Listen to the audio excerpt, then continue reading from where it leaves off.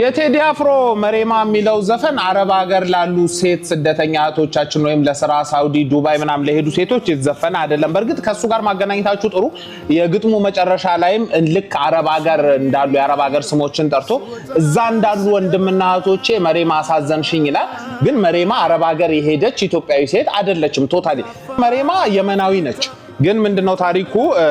ምክንያቱም ይሄንን እምላችሁ ምንድነው ቴዲ በጣም ከባድ ስራ ነው የሰራው። ኢንተርናሽናል መሆን የሚችል እና በዓለም አቀፍ ደረጃም ትኩረት መሳብ የሚችል ክሮስ ካንትሪ የሆነ ስቶሪ ያለው ስራ ነው የሰራውና ላይ ቀለል ተደርጎ በቃ ይሁን አረብ ሀገር የሄዱ ሴቶች ታሳዝኑኛላችሁ አይነት ነገር ተደርጎ ሲገለጽ ኮንፈርት አልሰጠኝም። አንዳንዶቹ ደግሞ አረብ ሲደፍር ምናምንም እየሰሩ ነበር። ብቻ እሱ የእውቀት ማነስም ነው። ግን ዋናው ነገር ይሄ ትልቅ ታሪክ ነው ያነሳው። መሬማ ኢትዮጵያዊ አይደለችም። መሬማ የመናዊ ነች። ለምንድነው ግን ስለሷ እንደዛ ብሎ ያወራው የሚለውን ብናይ አሁን እዛ ላይ ታችሁታል። የጎዳናውን መንገድ ስትጠርጊ ምናምን ሲል አረብ ሀገር ያሉ እህቶቻችን ጎዳና ወጥተው መንገድ አይጠርጉም። ስለዚህ ይሄ ማለት የተሰራው ታሪክ ወይም ደግሞ የሚያወራው ስለነሱ አይደለም ማለት ነው። የሷ ታሪክ ይለያል። ቆይ መለስላችኋለሁ እሷን ከቆሻሻ ጋር ለምን እንዳገናኛት። እንደገና ደግሞ ስጠራት አትሰማኝም እያለ ነበርና ለምን ኢትዮጵያዊ ከሆነችማ ሲጠራት መስማት መመለስ አለባት። ዋናው ታሪክ ምንድነው? መሬማ ማለት ያል አልሙሐመሺን ወይም አካዳሚ ይሏቸዋል። የመን ውስጥ በጣም የተናቀ ሶሳይቲ አለ። የዛ ሶሳይቲ አንደኛው አባል ናት። እነዚህ አካዳሚዎች የሚሏቸው በ6ኛው ሴንቸሪ ካሌብ ኪንግ ካሌብ የኢትዮጵያው ንጉስ የአክሱም ንጉስ የነበረው የመን ድረስ ተቆጣጥሮ ለ50 ዓመታት ኢትዮጵያ የመንን ገዝታለች። ኢትዮጵያ የመንን ከገዛች በኋላ የኢትዮጵያ ወታደሮች እዛ ቀርተዋል። በኋላ ላይ የፐርሺያን ኢምፓየር በፈጸመው ወደዚህ አታክ ፈጸመና ኢትዮጵያ ለቀቀች። ያን ኮንከር አድርገው የነበረውን አካባቢ ለቃ አክሱማይት ኢምፓየር ወደ ኢትዮጵያ ግዛቱ ተመለሰ ወይም የመንን ለቀቀ። የመንን በለቀቀበት ሰዓት ግን እዛ የቀሩ ኢትዮጵያውያን ወታደሮች ነበሩ እና አሁን ይሄ አካዳም የሚሏቸው አካዳም ማለት በጣም ክፉ ቃል ነው። ገረዶች እንደማለት ነው፣ አገልጋዮች ማለት ነው እና በጣም ነው የሚንቋቸውና እነዛ የተናቁ ሰዎች የነዛ ኢትዮጵያውያን ወታደሮች ልጆች ናቸው። ፎቶአቸውን እዚህ ጋር አደርግላችኋለሁና ቶታሊ ኢትዮጵያዊ ነው የሚመስሉት በመልክም በምንምና የመን ውስጥ እጅግ በጣም የሚጨቆኑ ማነን እስኪሉ ድረስ በጣም ከባድ መከራ ውስጥ የሚያልፉ ከዛ የሚፈቀድላቸው ስራዎች ምን መሰላችሁ? አሁን ቴዲ ያነሳው መንገዱን ስትጠርግ ያለው እነዚህ አካዳሚ የሚባሉት አልሙሐመሺን የሚባሉት የሚፈቀድላቸው ስራ መንገድ ማጽዳት፣ ቆሻሻ መጣል፣ ሽንት ቤት ማጠብ፣ መለመን የመሳሰሉት ስራዎች ብቻ ነው የሚፈቀድላቸው። ከዛ ውጪ መማር አይፈቀድላቸው። የሚኖሩበት ቦታ ልክ ኢትዮጵያ ውስጥ ቆሼ የሚባለው አካባቢ ነው።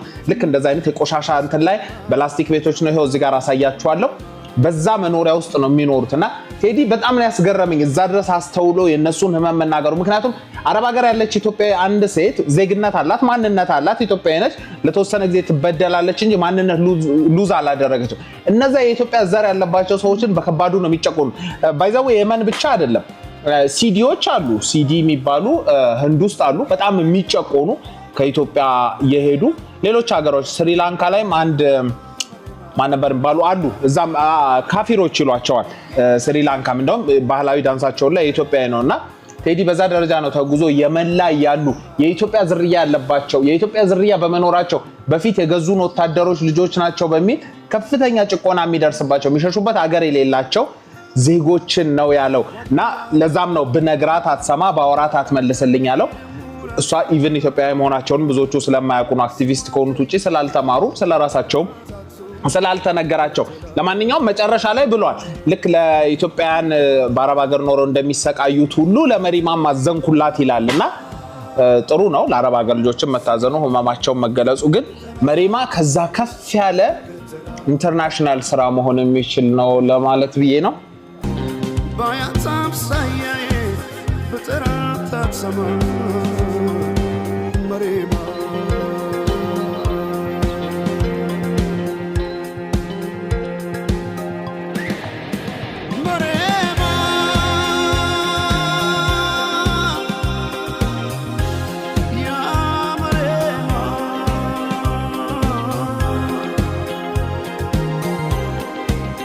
ሰላም እንዴት ናችሁ? እንኳን አደረሳችሁ።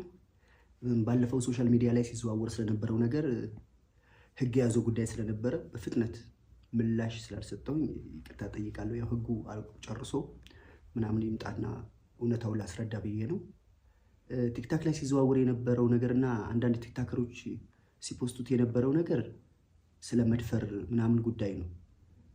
እዚህ ህግ ጋር ደግሞ የተጠየቁበት ጉዳይ ደግሞ ግጭት ነው የሚለው ወረቀቱን የክሱን ወረቀት መሀል ላይ ወይ መጨረሻ ቪዲዮ መጨረሻ ላይ ያስቀምጥላችኋለሁ፣ ታዩታላችሁ።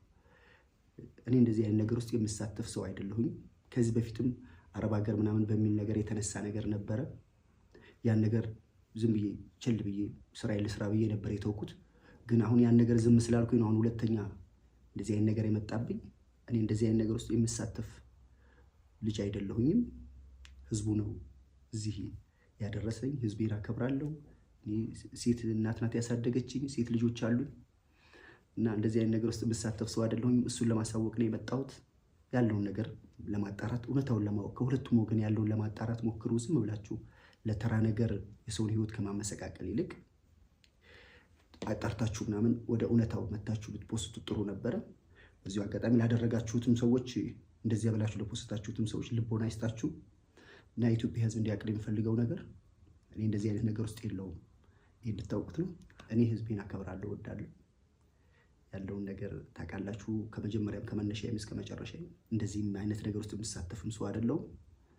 ይሄን ለመናገር ነው የመጣሁት። እወዳችኋለሁ። አመሰግናለሁ። ቴንክ ዩ።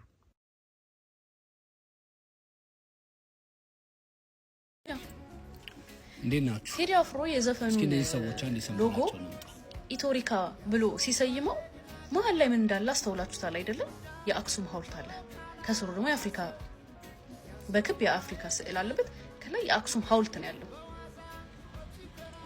አይደለም? አንተ ማን ስለሆንክ ነው የአክሱምን ሐውልት አንስተ ባዶ አድርገ ሎጎ አሰርተ የለበስከው? ሁለተኛ ላይ ደግሞ ይሄኛው ሄኖክ ድንቁ የምትባል የኦሮሞ አንደኛ ቀንደኛ ጠላት ገባችሁ? እንግዲህ እንደሰማችሁት ነው። እሱንም አላቃቸውም። ከዚህ በፊት አይቻችሁ አላቅም።